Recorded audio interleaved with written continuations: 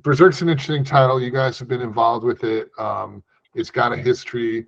What drew you guys to it? What draws players to it? What makes it interesting? It's what is it? The first game that's gone down in history is killing someone. Yes. Historians say someone was playing it in the arcade, and they heard all the intruder alert sounds and everything, and then they had a heart attack. But what they don't tell you is that the person had heart problems before. But I like Dennis. It was 1982, and I basically tore through every video game magazine that was out at the time, read news articles about everything, and I remember seeing the news article about Berzerk killing someone.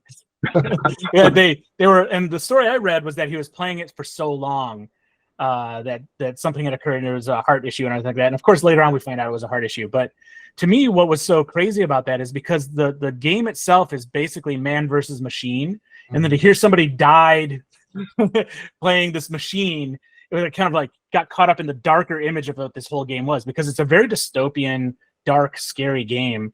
And my first encounter with it was at this department store called Meyer Thrifty Acres in Michigan, and the arcade was already dark where it really had machines. I remember going into the arcade, and they had cranked up the audio on Berzerk, because this is the first time for me, and I think for many other people, that people heard a video game speak. And what it was saying was like very dark, like just like humanoid must be destroyed and all that kind of stuff, chicken fight like a robot and all these sorts of things. And seeing that really dark background contrasted by vibrant, like primary colors, like your character and the robots and that sort of thing, was just like such a unique visual compared to every other game at the time. Because even at that moment in '82, a lot of games started to do more complex backgrounds, tried to be more like, Donkey Kong Jr. And here's Berzerk saying like, no, everything's horrible. And like this game's about like just trying to live. And there's this evil thing called Evil Otto that comes out that was like a loose inspiration from the TV show The Prisoner, right? And like I had watched that show when I was growing up, and so this was like an amalgamation of just some very dark concepts in a game that was really fun to play. Like the idea that you can run around, shoot all directions, and these robots they had certain kinds of patterns, and like the walls are electrified, and there's sort of like a roguelike element to the game where the rooms were kind of random, and the direction you're going and all sort of stuff was just like, it's just so unique and just felt unlike anything else that was out at the time. And I'm not sure if it's the first game that has this, but these robots have some snark to them. I mean, Yeah. Chicken fight like a robot. It's got some attitude. But yeah, the fact that the robots had snark to them, that they were going to chase you around and belittle you, I thought was really, really creative. They evoked a show that was popular at the time, which was Battlestar Galactica, that was on television with the Cylon eye that goes back and forth. They had these rotating eyes and like this personality that like matched up with a lot of stuff that was in the zeitgeist at the time. It was pretty incredible. I really hadn't thought of those things as contemporaries, but it kind of makes sense.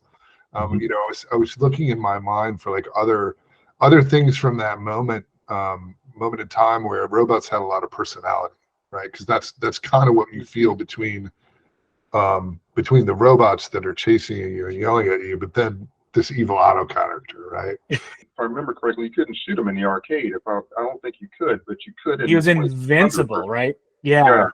Yeah, 2600 version, there was an option where you could kill him. And yes, I played that option quite a few times growing up.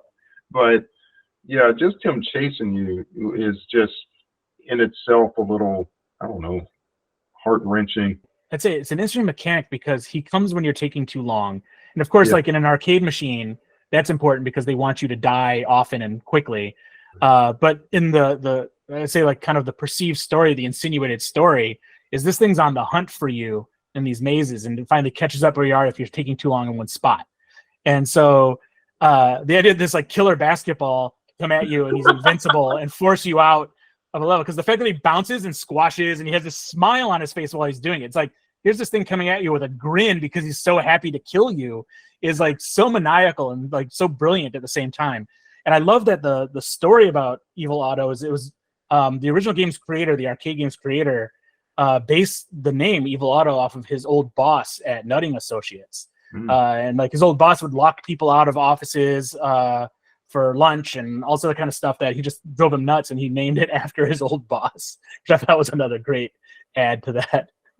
Yeah, the origin story for for Berzerk is great. Dave Otto is the guy's name. I didn't know that. That's great to hear. I didn't know that. Yeah, there's a couple of interviews that were given by the developer, and he said, yeah, like this guy used to sort of terrorize people a little bit. He used to apparently.